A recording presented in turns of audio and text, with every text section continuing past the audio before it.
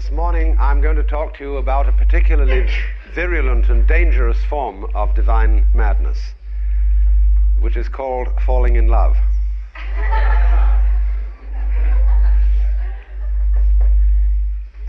Which is, from a practical point of view, one of the most insane things you can do, or that can happen to you. Because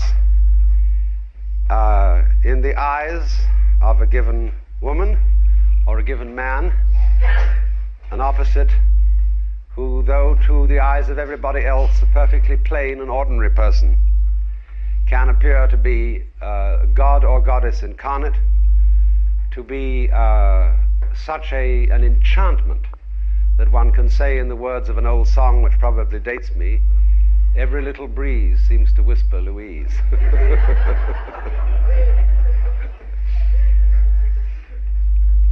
And this is an extraordinarily disruptive experience, a subversive experience in the conduct of human affairs, because you never know when it will strike or for what reason. It's something like contracting a very chronic disease once you get into it. And we try to resolve it sometimes by making it the basis for a marriage, which is an extraordinarily dangerous thing to do.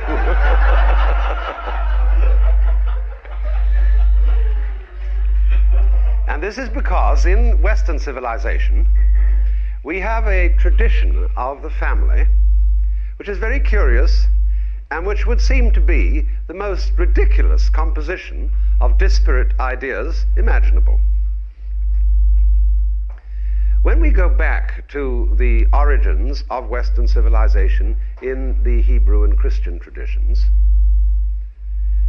we find that the idea of marriage and the experience of falling in love are really rather separate things.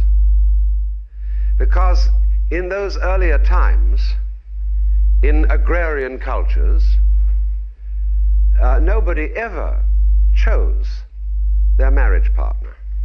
There are certain exceptions to this, that in ancient Greece, you will occasionally find a woman who is called a Parthenos, which has been mistranslated virgin. The correct meaning of Parthenos is a woman who chooses her own husband. And there were very few of them. And in that passage in the Gospel, in the book of the prophet Isaiah, where it says, "Behold, a virgin shall conceive and bear a son, and his name shall be called Emmanuel," that is in Greek, Parthenos. A Parthenos shall conceive. And it therefore has nothing strictly to do with a virgin, although a woman who chooses her own husband might conceivably be a virgin. But by and large, a marriage was an alliance of families. And it was contracted not simply for the purpose of raising children, yes, but also to create a social unit smaller than a village. A village, therefore, being a cluster of families, and these families were rather large. So families allied. The oldsters, the grandpa and grandma, who had an enormous voice in who their children were going to marry, used to, as you know, I suppose this is no news to any of you, used to dicker and use go-betweens, and they considered not only whether this girl was suitable for their son and vice versa, but also what kind of a dowry she would bring, whether it would be advantageous to the two families to form such an alliance. And of course, these things, almost up to quite recent times, were always important in the marital affairs of royal families. But as is notorious, all royal families and kings and queens kept concubines and had outside arrangements when and if they should happen to fall in love. And even if they didn't, they had mistresses simply to prevent monogamy from becoming monotony. So that is the basis, you see, and that is why to this day marriage is a civil or religious ceremony, the basis of which is a contract legal contract, which one signs on the dotted line. And therefore there are all kinds of laws, as laws relate to contracts, that this contract is very difficult to get out of. The rationale for that being quite obvious, that society believes that it requires a secure environment for children, but also just the general stability of things. Because when people break up a marriage, it's sort of unnerving for everyone. You see a couple and you think for a long time that they're the happiest and best adjusted couple you ever met. The next thing you know is that they've split up. And you begin to think, now what goes on here? Are all my friends crazy? Because you see people breaking up all around. Of course, you call it breaking up. That's a put-down phrase, to break up. Especially, it sounds like smashing something, as if something precious had been smashed. Whereas it may be something quite different altogether, depending on how you evaluate it. But now, into this kind of feudal conception of marriage, there came in, very largely, I think, as a result of the poetic movement that was centered in southern France, in Provence, in the Middle Ages, what is called the cult of courtly love. This is something about which scholars dispute. According to one theory, the knightly or courtly lover, who was also a poet, would select a lady to be his heart's desire, preferably a married lady. And he would yearn for her and sing songs under her window and send messages to her and little tokens of his devotion. But according to this particular theory, he must never go to bed with her. Not only would that be adultery, but it would spoil the state of being in love. That it should always be an unfulfilled state and an unhappy state. This is the theory of Denis de Rougemont in his book Love in the Western World, or Passion and Society. It has two titles. And the other theory is probably more realistic, that this was, first of all, the great ladies of the noble families were awfully bored, because their husbands were always out hunting and making war and wenching and so on. And therefore they had to have lovers too. And so they did indeed have adulterous affairs on the side. And a great deal of poetry arose out about this, because you see, it's my friend Janko Varda always says that laws about sexual relationships should never be liberalized. There should always be strict disapproval of adultery and fornication, because if there is not that strict disapproval, and if it's not difficult to attain, it's less fun. And I have worked out, those of you who've read my book Beyond Theology, I've worked out a whole theory of the Christian repression of sex, that the secret intent of this was to make people more interested in sex. Because if there is complete liberality and promiscuity in every direction, it all becomes so easy that it might indeed be in danger of becoming a bore. And then people would seek other dissipations of perhaps a less healthy kind.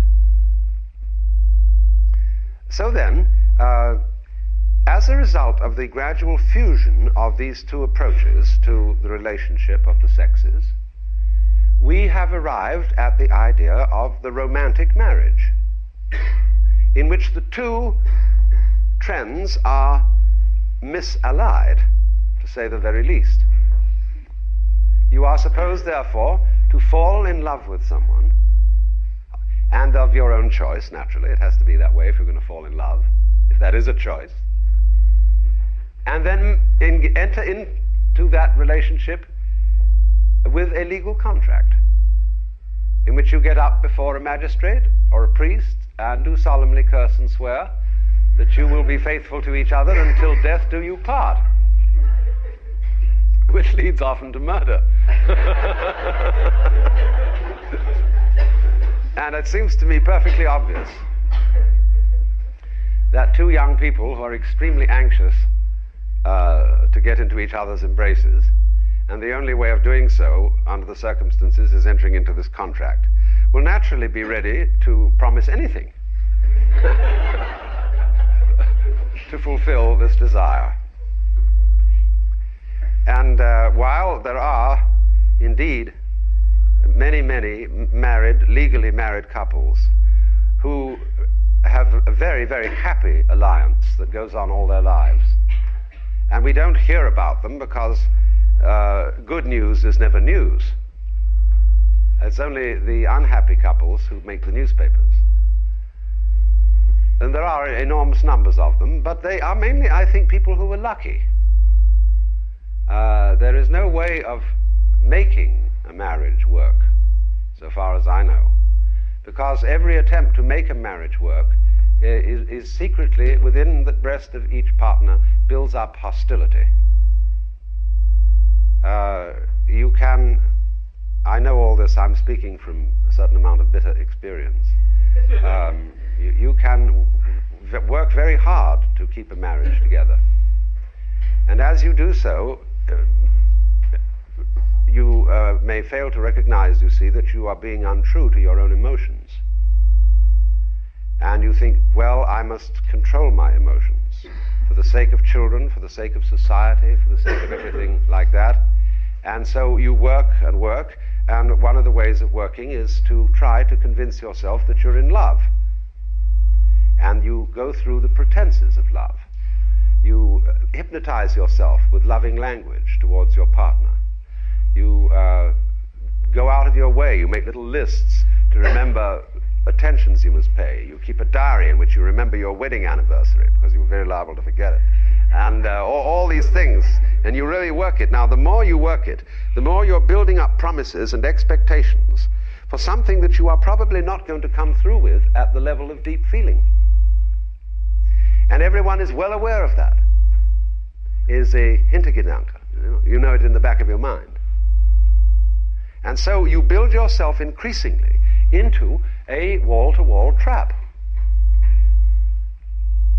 And so the mutual hostility grows worse and worse and worse, so that one psychologist was recently known to ask a patient, with whom are you in love against?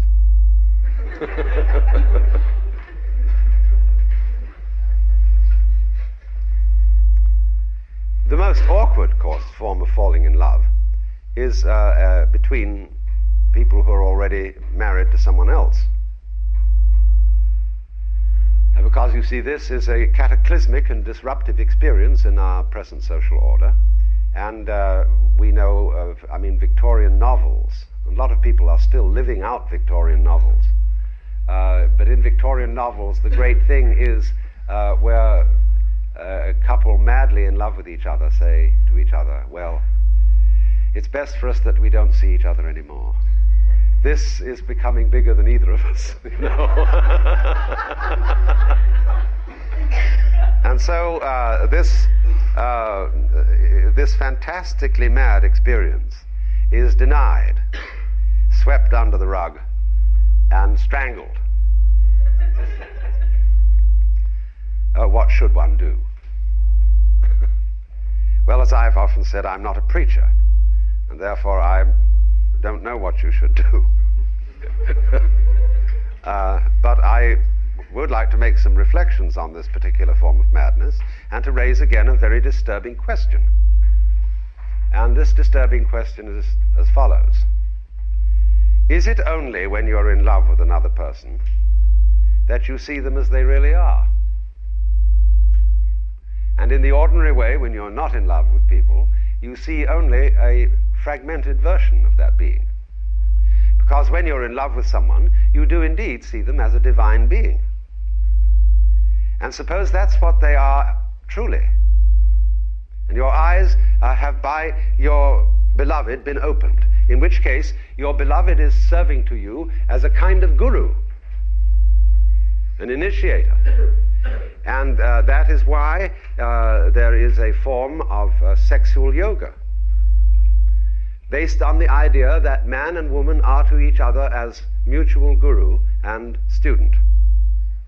And through a tremendous outpouring of psychic energy in total devotion and worship to this other person, who is respectively the goddess or the god, you realize by total fusion and contact with the other organism, you go down to the divine center in them, and it bounces back, and you discover your own. Or you could put it in this way, which is another aspect of it, that by falling in love, and regarding falling in love not just as a sort of sexual infatuation, because it's always more than that, isn't it? I mean, you can have great sexual enjoyment with a pleasant friend, you know, but you may do so simply because he or she appeals to your aesthetic senses. But when you fall in love, it's a much more serious involvement. You just cannot forget this person. You feel miserable when not in their presence. You're always yearning, let's get see more of each other, let's get together, we're completely entangled. And then you see, you've actually a kind of what I will call spiritual element has been introduced.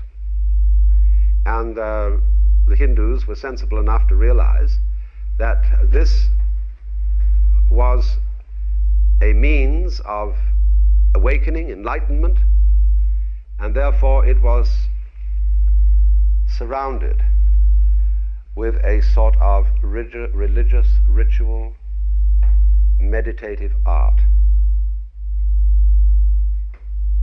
with a form of sexual yoga that is designed to allow the feeling of mutual love to the extent of grand passion to have an extremely fitting fulfillment and expression. Falling in love is a thing that strikes like lightning and is therefore extremely analogous to the mystical vision.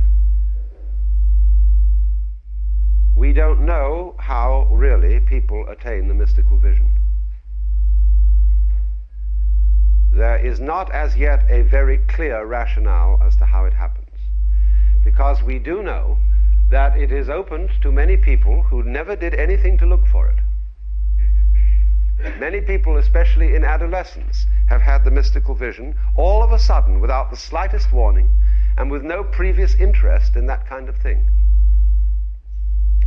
On the other hand, many people who have practiced yoga or Zen disciplines or what you will for years and years and years have never seen it.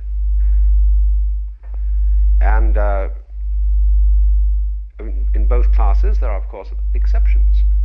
There are those who have never had the spontaneous experience, and there are those who through yoga or Zen have attained this insight. But as yet we are not clear as to why it comes about. And if there is any method of attaining it, the best one is probably to give up the whole idea of getting it.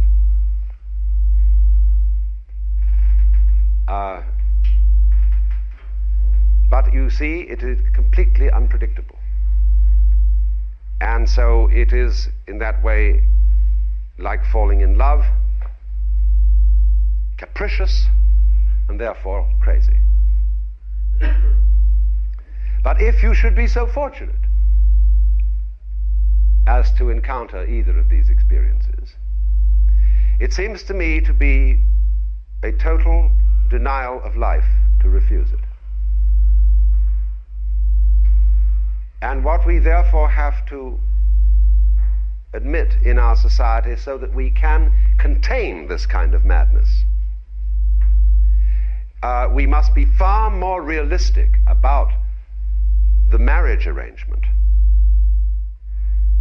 so that it can contain the possibility of falling in love. When you base marriage, you see, on falling in love, and you go into a pseudo-love affair, which is simply hot pants, and set up a rigid family in which you expect of the other person that they will always be in love with you, and then in that context you go and fall in love, then your falling in love is of necessity disruptive of the marriage and of the family. But you see, it could only disrupt it because the love relationship between the two partners was false, was pretended. But if marriage were based more on the old idea of the reasonable contract between two people to bring up children, who are maybe expected at the best to be good friends, and to allow each other to be persons, that is to say, in the ordinary sense of the word person, to have their own freedom, then if love strikes, it is tolerated within this arrangement, provided you not go to be so unreasonable as to go on to say, well, since I've fallen in love with somebody else, I must marry them. Well, that's perfectly ridiculous. You see, in this way we can think about and structure the necessary stable social institution of family of some kind, without it being constantly threatened of foundering on the rocks of love. Now, you see, this then means that when people marry, if they take any vows at all to each other, instead of saying that they will always be true to each other in the sense of meaning I will always love you, it means I will be true to you in the sense of I will always be truthful to you. I will not pretend that my feelings towards you are other than what they are.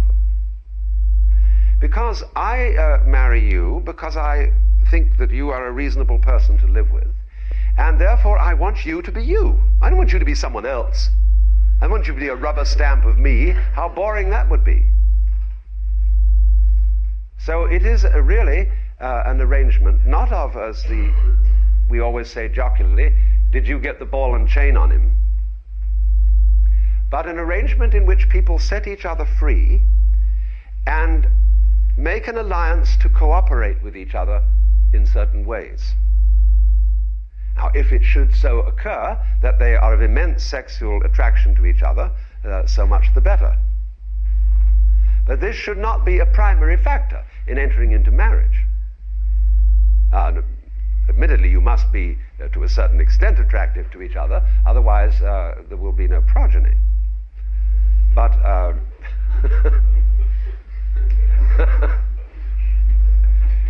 but this seems to me to be a sensible and reasonable view, and just because it is sensible and reasonable, it can accommodate what is not sensible and reasonable, which is falling in love. We should regard then marriage, especially if it should possibly be called holy matrimony, as a mutual setting free of two people to live together in freedom, and therefore in responsibility. Because the present situation, although it's pretending to be responsible, is in fact extremely irresponsible, because it is dishonesty with respect to the way you feel towards another person. Well, now really, when we go back then to falling in love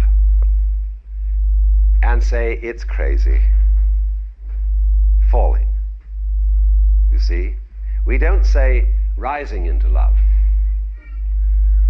There is in it the idea of the fall. And it goes back, as a matter of fact, to extremely fundamental things. That there is always a curious tie at some point between the fall and the creation. taking this ghastly risk is the condition of their being life.